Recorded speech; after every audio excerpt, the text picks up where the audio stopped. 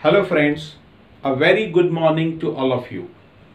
Study from home या माझ्या YouTube चॅनलमध्ये तुम्हा सगळ्यांचं अगदी मनापासून स्वागत. विद्यार्थी मित्रांनो, इयत्ता 10वीच्या भूगोल विषयाचा आपण अभ्यास सुरू केलेला आहे. तिसरं प्रकरण आपलं सुरू आहे, ज्याचं नाव आहे प्राकृतिक रचना व जलप्रणाली. या वर्षीच्या भूगोलामध्ये भारत आणि ब्राझील या दोन देशांचा आपण अभ्यास करतोय. तिसऱ्या प्रकरणामध्ये आपण भारताची प्राकृतिक रचना गेल्या तासाला बघितली. त्याचबरोबर ब्राझील या देशाची सुद्धा प्राकृतिक रचना आपण अभ्यासलेली आहे. मागच्या तासाला आपण ब्राझीलच्या 5 प्राकृतिक घटकांच्या संदर्भात चर्चा केलेली आहे. पाठाचा जो दुसरा भाग आहे तो म्हणजे जलप्रणाली. या जलप्रणालीचा विचार आपण या प्रकरणामध्ये करणार आहे. जलप्रणाली म्हणजे देशामध्ये असलेल्या नद्या, त्यांच्या उपनद्या, त्या कुठे उगम पावतात, त्या कोणकोणत्या प्रदेशातून वाहतात आणि शेवटी त्या कोणत्या समुद्राला जाऊन मिळतात अथवा कुठल्या देशामध्ये जातात, या संदर्भातली संपूर्ण माहिती आजच्या तासिकेमध्ये आपण करणार आहोत. सुरुवातीला ब्राझील या देशाच्या जलप्रणालीचा आपण या ठिकाणी विचार करणार आहोत. ब्राझील देश याची जलप्रणालीची विभागणी ही प्रामुख्याने 3 विभागामध्ये केली जाते. फळ्यावर आपण बघू शकतो ब्राझीलच्या जलप्रणालीचे 3 विभाग या ठिकाणी आपण लक्षात घेतोय. एक, आपल्या सगळ्यांना माहिती आहे की ब्राझील मधली ॲमेझॉन ही नदी सगळ्यात मोठी नदी, सगळ्यात त्या नदीचा प्रवाह, पाणलोट क्षेत्र ब्राझीलमध्ये जास्त आहे. त्यामुळे पहिल्यांदा ब्राझीलच्या जलप्रणालीचा आपण विचार करणार आहे, तो म्हणजे ॲमेझॉनचं खोरं, ॲमेझॉन नदी. दुसऱ्या क्रमांकाला पॅराग्वे आणि पॅराना या नदीच्या संदर्भात, आणि तिसरा साओ फ्रान्सिस्को आणि किनारपट्टीच्या भागाकडे असलेल्या अन्य नद्या. अशा 3 टप्प्यांमध्ये आपण त्या ठिकाणी ब्राझीलच्या जलप्रणालीचा या ठिकाणी विचार करणार आहोत. सर्वप्रथम आपण या ठिकाणी ब्राझीलच्या जलप्रणालीमधला जो पहिला विभाग आहे तो म्हणजे ॲमेझॉनचं खोरं या संदर्भात विचार करूया. ॲमेझॉन नदी ही ब्राझीलमधली सगळ्यात मोठी नदी. या नदीचा उगम पेरू देशात ॲडीज पर्वतरांग आहे. त्या ॲडीज रांगांमध्ये ॲडीज पर्वतरांगांच्या पूर्व उतारावर त्या ठिकाणी ॲडीज पर्वतरांग हे आहेत पेरू देशामध्ये. तर पेरू देशाच्या ॲडीज पर्वतरांगांच्या पूर्व उतारावर ॲमेझॉन नदीचा उगम होतो. ॲमेझॉन नदी याचा पाण्याचा विसर्ग प्रचंड मोठ्या प्रमाणात आहे. साधारणतः 2 लाख घनमीटर प्रति सेकंद पाणी वेगाने वाहतं आणि त्यामुळे या नदीच्या उगमस्थानापासून तर पात्रामध्ये त्या ठिकाणी कुठल्याही प्रकारचा गाळ जमा होत नाही. मुखाजवळच्या भागाकडे, साधारणतः नदीच्या मुखाजवळ, नदीचं मुख म्हणजे ज्या ठिकाणी नदी समुद्राला मिळते, तर नदीच्या मुखाजवळ अनेक वितरिका तयार होत असतात गाळाच्या संचयनामुळे. पण या ठिकाणी पाण्याचा विसर्ग प्रचंड असल्यामुळे तशा प्रकारच्या वितरिका ॲमेझॉनच्या नदीच्या मुखाजवळ जमा होत नाही. त्याऐवजी ॲमेझॉनच्या मुखाजवळ त्या ठिकाणी काय झालेलं आहे, ॲमेझॉन नदी अटलांटिक महासागराला जाऊन मिळते आणि अटलांटिक महासागराच्या मुखाजवळ ॲमेझॉन नदीच्या गाळामुळे त्या ठिकाणी अनेक प्रकारची बेटं त्या ठिकाणी तयार झालेले आहे. ॲमेझॉन नदीचं पात्र किती मोठं असेल याचा जर आपण विचार केला तर ॲमेझॉन नदीच्या पात्राची रुंदी ही 150 किलोमीटर इतकी आहे.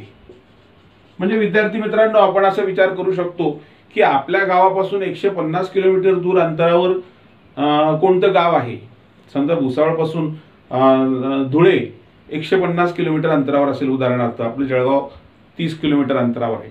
तर एवढं मोठं पात्र ॲमेझॉन नदीचं आहे.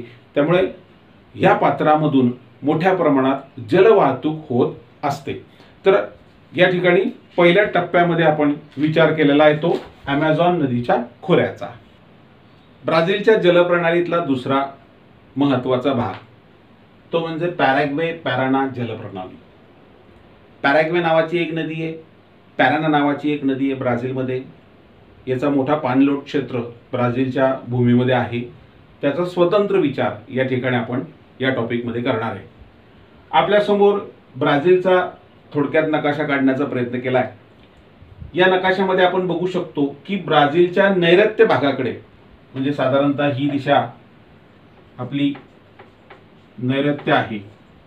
तर या नैऋत्य भागाकडे या ठिकाणी पॅराग्वे ही नदी आपल्याला या बाजूला दिसते. त्यानंतर पॅराना नदी त्याच्याच बरोबर खाली पॅराना नदी आहे. ही पॅराना, ही पॅराग्वे. तर या ज्या दोन नद्या आहेत ब्राझीलच्या नैऋत्य भागामध्ये आढळतात. या दोन्ही नद्या ब्राझीलच्या दक्षिणेकडे या ठिकाणी अर्जेंटिना हा देश आहे. या अर्जेंटिनामध्ये प्लाटा नावाची नदी आहे. या प्लाटा नदीला या नद्या शेवटी वाहत जात अर्जेंटिनामध्ये जातात आणि प्लाटा नदीला मिळतात. त्याचबरोबर या दोन्ही नद्या आणि दक्षिण टोकाला आणखीन एक नदी उरुग्वे. तर दक्षिण टोकाला असलेली उरुग्वे नदी आणि पॅराग्वे आणि पॅराना यामुळे दक्षिण ब्राझीलमध्ये जो गोड्या पाण्याचा पुरवठा होतो या प्रामुख्याने तीन नद्यांमुळे त्या ठिकाणी पुरवठा होत असतो. ब्राझीलच्या जलप्रणालीमधला तिसरा महत्त्वाचा घटक म्हणजे साओ फ्रान्सिस्को आणि किनारी भागाकडे आढळणाऱ्या नद्या. साओ फ्रान्सिस्को या ठिकाणी आपण ब्राझीलच्या नकाशाकडे जर लक्ष दिलं तर पूर्व बाजूकडे या ठिकाणी आपल्याला फार मोठ्या प्रमाणात साओ फ्रान्सिस्को नदी ही ब्राझीलमध्ये असल्याचे आपल्याला त्या ठिकाणी दिसते. ही तिसरी ब्राझीलमधली महत्त्वाची नदी आहे. या नदीचं पाणलोट क्षेत्र संपूर्णपणे ब्राझीलच्या हद्दीमध्ये येतं. त्यामुळे या नदीपासून मिळणारे सर्व प्रकारचे जे काही फायदे आहेत ते ब्राझीलला मिळतात. ब्राझील उच्चभूमीच्या पूर्व भागात म्हणजे साधारणतः ही पूर्व बाजू आपण बघतो तर या पूर्व बाजूच्या संपूर्ण टप्प्यामध्ये आता आपण दक्षिण बाजूकडे बघितलं तर पॅराग्वे, पॅराना आणि उरुग्वे या नद्यांमुळे दक्षिण बाजूकडे पाणी पुरवठा होतो आणि पूर्व बाजूकडे हा संपूर्ण साओ फ्रान्सिस्को या ठिकाणी ही इथून उगम पावून संपूर्ण ब्राझीलमध्ये फिरून नंतर पूर्वेकडे वळते आणि या ठिकाणी अटलांटिक महासागर आहे. शेवटी ती या ठिकाणी अटलांटिक महासागराला येऊन मिळते. तर ही नदी ब्राझीलच्या उच्चभूमीच्या पूर्व भागामध्ये पसरलेली आहे. 1000 किलोमीटरचं अंतर इथून जर सुरुवात केली तर उत्तरेकडे 1000 किलोमीटर अंतरापर्यंत ही नदी वाहत जाते. नंतर ती पूर्वेकडे वळते आणि अटलांटिक महासागराला मिळते. या नदीच्या मुखाजवळ साधारणतः 250 किलोमीटर लांबीचा जो भाग आहे तो जलवाहतुकीसाठी त्या ठिकाणी उपयोगात आणला जातो. म्हणजे वेगवेगळ्या प्रकारचे मालवाहू जहाज, बोटी प्रवासी लोकांना ने-आण करण्यासाठी किंवा मालाची ने-आण करण्यासाठी त्या ठिकाणी हा 250 किलोमीटर लांबीचा जो या नदीचा भाग आहे तो जलवाहतुकीसाठी उपयुक्त ठरतो. ब्राझीलच्या जलप्रणालीमधला तिसरा टप्पा साओ फ्रान्सिस्को याच्यामध्ये आणखीन एक विभाग आहे, उपविभाग, तो म्हणजे किनारी प्रदेशातील नद्या. ब्राझीलला आपल्याला माहिती आहे की अटलांटिक महासागराचा किनारा लाभलेला आहे. ब्राझीलच्या पूर्वेकडे थोडासा उत्तरेकडे आणि खाली थोडासा दक्षिणेकडे या बाजूला अटलांटिक महासागर लाभलेला आहे. त्यामुळे या किनारी प्रदेशामध्ये प्रामुख्याने लोकवस्ती दाट आहे आणि या दाट लोकवस्तीमध्ये छोट्या छोट्या अंतराच्या कमी किलोमीटर लांबीच्या त्या ठिकाणी काही छोट्या छोट्या नद्या आहेत. लोकवस्ती दाट आहे आणि नद्या आहेत त्यामुळे त्या ठिकाणच्या लोकांसाठी या नद्या महत्त्वाच्या आहेत. त्यांचा फक्त आपण या ठिकाणी परिचय करून घेणार आहे. या ठिकाणी जकिटिनो नदी ही एक नदी आहे पूर्व किनाऱ्याला. वरती आपण जर गेलो उत्तरेकडे तर परानिबा परानिवा नावाची नदी आहे. त्याच्या पुढे उत्तरेकडे गेलो तर इकडे इटापेकुरू ही एक नदी आहे. इकडे उत्तरेकडे पारू नदी आहे. त्यानंतर इकडे बांका नदी आहे. त्यानंतर ओरिनोको नदी. तर अशा आपल्याला साधारणतः एक 4-5 नद्या सांगता येतील की ज्या कमी लांबीच्या आहेत, परंतु त्या दाट लोकवस्तीतून वाहणाऱ्या आहेत. त्यामुळे त्या लोकांच्या दृष्टिकोनातून महत्त्वाच्या आहे. अर्थातच या सगळ्या नद्या या अटलांटिक महासागराला मिळतात. विद्यार्थी मित्रांनो, जलप्रणाली याच्यामध्ये आत्ता आपण पहिल्यांदा ब्राझील मधल्या नद्यांचा विचार केला. आत्ता आपण भारतातल्या नद्यांचा विचार करणार आहोत. भारतातल्या नद्यांचं 2 गटामध्ये त्या ठिकाणी वर्गीकरण केलं जातं. एक हिमालयामध्ये उगम पावणाऱ्या नद्या आणि दुसरं द्वीपकल्पावर उगम पावणाऱ्या नद्या. आपल्याला माहिती आहे भारताच्या उत्तरेकडचा जो भाग आहे हिमालय पर्वताचा आहे. आपण प्राकृतिक विभाग बघितले. त्यानंतर भारताच्या नकाशामध्ये हा जर आपण भारताचा नकाशा बघितला तर त्याच्यामध्ये हा जो मधला त्रिकोण आहे या मधल्या त्रिकोणाला म्हणतात द्वीपकल्प. तर या मधल्या त्रिकोणामध्ये उगम पावणाऱ्या नद्या याचं सुद्धा आपण 2 गटामध्ये वर्गीकरण करू शकतो. या ठिकाणी बंगालचा उपसागर आहे म्हणजे बंगालच्या उपसागराला मिळणाऱ्या नद्या. या ठिकाणी आपला अरबी समुद्र आहे म्हणजेच अरबी समुद्राला मिळणाऱ्या नद्या. पण आधी आपण या 2 टप्प्यातला विचार करणार आहे, हिमालयातल्या नद्या आणि द्वीपकल्पावर उगम पावणाऱ्या नद्या. सर्वप्रथम आपण विचार करणार आहोत तो हिमालयातल्या नद्यांचा. हिमालयामध्ये भारतातल्या 3 प्रमुख नद्या उगम पावतात. त्यामधली एक गंगा नदी, 2 ब्रह्मपुत्रा नदी आणि 3 म्हणजेच गंगा, ब्रह्मपुत्रा आणि तिसरी नदी आहे ती म्हणजे सिंधू नदी, भारतातली आणखीन एक मोठी नदी. ह्या 3ही नद्या त्या ठिकाणी भारतासाठी अतिशय महत्त्वाच्या आहे. गंगा, ब्रह्मपुत्रा आणि सिंधू नद्या या हिमालयात उगम पावणाऱ्या नद्या आहेत. आणि हिमालयात उगम पावणाऱ्या नद्यांचं वैशिष्ट्य तुम्हाला सांगतो. काय वैशिष्ट्य आहे हिमालयात उगम पावणाऱ्या नद्यांचं? तर हिमालयातल्या नद्यांना 12ही महिने पाणी असतं. या नद्यांना 12ही महिने पाणी असतं. कधी कधी तर उन्हाळ्याच्या कालखंडामध्ये या नद्यांना पूर येतो. का असेल असं? कारण त्या हिमालयातून उगम पावतात. म्हणजे ज्यावेळेस गंगा नदी गंगोत्रीमध्ये उगम पावते, ठीक आहे, सिंधू नदी मानसरोवराजवळ उगम पावते, तर ह्या नद्या हिमनदीच्या स्वरूपात असतात. या नद्यांच्या पात्रामध्ये बर्फ असतो आणि उन्हाळ्यामध्ये त्या ठिकाणी उन्हामुळे बर्फ वितळतो आणि म्हणून उन्हाळ्यामध्ये या नद्यांना काय असतो? पूर असतो. 12माही नद्या असं म्हटलं तरी चालेल. आणि या नद्यांच्या पाणलोट क्षेत्रामुळे आपण बघतो की गंगा ही भारतातली सगळ्यात लांब मोठी नदी, पवित्र नदी समजली जाते. गंगा नदीचं पूजन केलं जातं. सिंधू आणि ब्रह्मपुत्रा नद्या सुद्धा तितक्याच महत्त्वाच्या आहेत. या नद्यांचा एकूण जलप्रणालीचा विचार या ठिकाणी आपल्याला पाठाच्या पुढच्या भागामध्ये करायचा आहे. भारतातल्या जलप्रणालीतला जो पहिला टप्पा आहे तो म्हणजे हिमालयात उगम पावणाऱ्या नद्या. त्यांचा आपण या ठिकाणी विचार करूया. आधी सांगितल्याप्रमाणे हिमालयातल्या ज्या नद्या आहेत, हिमालयात उगम पावणाऱ्या नद्या आहेत, त्यांना उन्हाळ्यात पूर येतो, पावसाळ्यात देखील याच्यामध्ये मोठ्या प्रमाणात पाण्याचा विसर्ग असतो. म्हणजे एकूणात या नद्या 12माही नद्या असतात. यामध्ये गंगा, ब्रह्मपुत्रा आणि सिंधू या 3 नद्यांचा समावेश होतो. आपण आधी सिंधू नदी या सिंधू नदीचा विचार करूया. हिमालयात उगम पावणाऱ्या नद्यांचं 2 गटात आपण विभागणी करू शकतो. एक गंगा नदी आणि तिच्या उपनद्या आणि दुसरं सिंधू नदी आणि तिच्या उपनद्या. तर सिंधू नदी हिच्या उपनद्या ज्या आहेत ती आहेत झेलम, चिनाब, रावी, बियास. या सगळ्या पश्चिम हिमालयामध्ये जम्मू आणि काश्मीर या भागामध्ये वाहतात सिंधू नदी आणि तिच्या उपनद्या. सतलज ही सुद्धा एक सिंधू नदीची मोठी उपनदी आहे. ती मानसरोवराजवळ त्या ठिकाणी उगम पावते आणि पुढे पाकिस्तानामध्ये प्रवेश करते आणि नंतर मग अरबी समुद्राला जाऊन मिळते.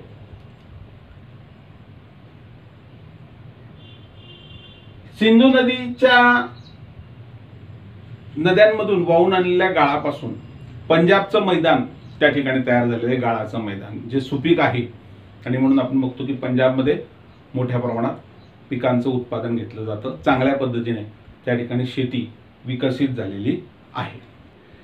हिमालयातल्या नद्यातला दुसरा महत्त्वाचा जो घटक आहे तो म्हणजे गंगा नदी आणि तिच्या उपनद्या. गंगा ही भारतातली सगळ्यात पवित्र नदी, मोठी नदी मानली जाते. जशी ॲमेझॉन ही ब्राझीलमधली सगळ्यात मोठी नदी, तशी भारतातली गंगा नदी ही सगळ्यात मोठी नदी. गंगा नदीचा उगम हा हिमालयामध्ये गंगोत्री या ठिकाणी होतो. गंगेचीच उपनदी यमुना, यमुना नदीचा उगम यमुनोत्री या ठिकाणी होतो. गंगा नदी ही भारतामध्ये अतिशय मोठ्या प्रमाणात तिचा पाण्याचा विसर्ग आहे.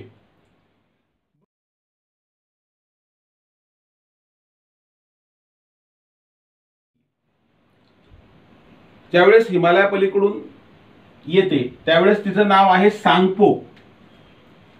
ही सांगपो नदी त्या ठिकाणी हिमालय ओलांडून ज्यावेळेस तिचा प्रवाह येतो त्याला दिहांग म्हटलं जातं. सांगपो नदी हिमालय ओलांडून आली तिला दिहांग म्हटलं जातं.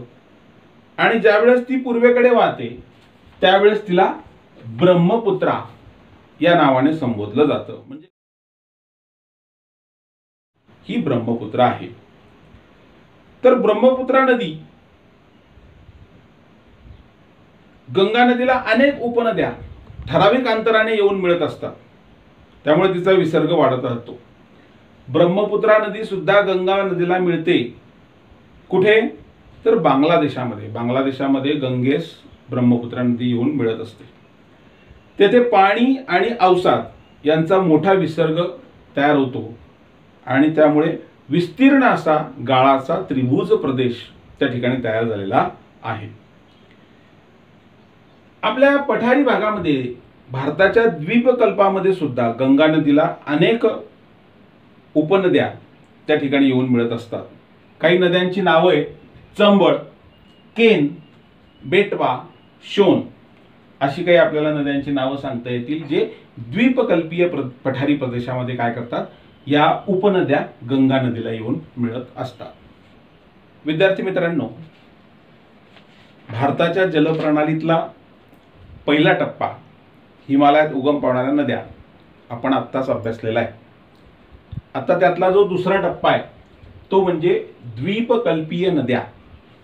म्हणजे भारताच्या भूमीचा हा जो काही त्रिकोणी भाग दिसतो या त्रिकोणी भागामध्ये उगम पावणाऱ्या, त्रिकोणी भागामध्ये आढळणाऱ्या नद्या. याची पण विभागणी दोन गटात केली जाते. एक पश्चिम वाहिनी म्हणजे पश्चिमेकडे वाहणाऱ्या आणि दुसरी पूर्व वाहिनी. पश्चिम वाहिनी नद्या, पूर्व वाहिनी नद्या. आता या द्वीपकल्पीय प्रदेशामध्ये वाहणाऱ्या उगम पावणाऱ्या नद्या आहेत. यांचं वैशिष्ट्य असं की याचा जो काही पाणलोट क्षेत्र आहे की या नद्यांमध्ये असलेलं पाणी जे आहे ते पावसावर अवलंबून आहे. म्हणजे एखाद्या वर्षी पाऊस जास्त झाला तर या नद्यांना पूर, अन्यथा या नद्या मध्ये पाणी कमी, अशी त्या ठिकाणी परिस्थिती. द्वीपकल्पाच्या पश्चिम भागामध्ये पश्चिम घाट आहे आणि हा पश्चिम घाट या नद्यांसाठी मोठ्या प्रमाणात जलविभाजक त्या ठिकाणी ठरतो. या ज्या नद्या आहेत पश्चिम घाट आणि अरबी समुद्र याच्या दरम्यानच्या ज्या नद्या आहेत तर या नद्यांची लांबी कमी असते पण याचा प्रवेग जास्त असतो. केरळ, इकडे कर्नाटक, महाराष्ट्र आणि दक्षिण गुजरात या प्रांतामध्ये आढळणाऱ्या ज्या नद्या आहेत यांचं एकूणात वैशिष्ट्य सारखं असतं. आता गुजरातमधल्या नद्यांचं खंभातच्या आखाताजवळ मिळणाऱ्या ज्या नद्यांचं आहे त्याचा एक वेगळा गट आपल्याला करता येईल. तापी, नर्मदा आणि मही. बघा या ठिकाणी आपण या पश्चिम वाहिनी प्रकारामध्ये काही नद्या लक्षात घेऊ शकतो. इकडे कच्छच्या आखाताजवळ लुणी नदी, खंभातच्या आखाताजवळ साबरमती गुजरातमध्ये असलेली, मही नदी, नर्मदा नदी, तापी नदी आपल्या भुसावळमध्ये असलेली तापी नदी आणि नर्मदा नदी यांच्यामध्ये सातपुडा पर्वतरांग आहे. त्याच्यानंतर गोदावरी, भीमा, कृष्णा अशा काही नद्या आपल्याला पश्चिम वाहिनी प्रकारामध्ये सांगता येतील. तर तापी, नर्मदा आणि मही, बघा ही तापी, ही नर्मदा आणि ही मही, तर या ज्या तीन नद्या आहेत आणि साबरमती गुजरातमध्ये असलेली ही चौथी साबरमती, या चार नद्या त्या ठिकाणी यांचा एक वेगळा गट करता येतील जो गुजरातमधल्या खंभातच्या आखाताच्या किनाऱ्यावर जाऊन या नद्या मिळतात. तापी आणि नर्मदा या खचदरीमधून वाहतात, म्हणजे वाहताना त्या ठिकाणी खचदरी निर्माण होते. मही नदी ईशान्य नैऋत्य दिशेने वाहते, तर अरवलीच्या दक्षिण उतारावर उगम पावणारी साबरमती नदी ही उत्तर दक्षिण दिशेने वाहते. याच्याशिवाय अरबी समुद्रात मिळणारी नदी म्हणजे अरवलीच्या पश्चिम उतारावर उगम पावणारी नदी ती म्हणजे लुणी नदी. तर लुणी नदी ही अरबी समुद्राला मिळते.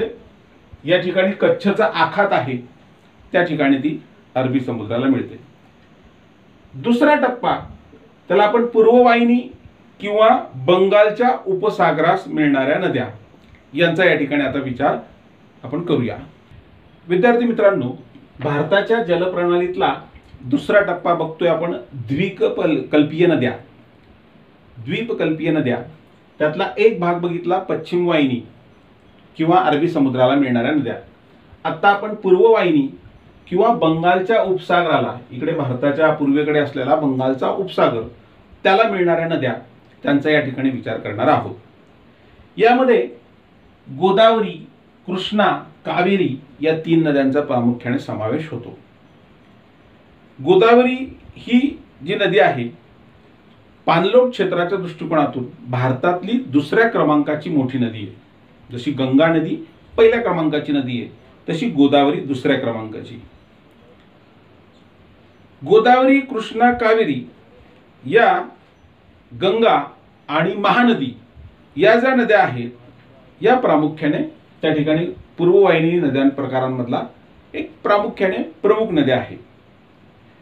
गोदावरी, कृष्णा, कावेरी या तीनही नद्यांचा उगम पश्चिम घाटाच्या पूर्व उतारावर होतो आणि या नद्या बंगालच्या उपसागराला जाऊन मिळतात. त्यानंतर कृष्णा नदी याचं खोरं गोदावरीच्या दक्षिणेस आहे.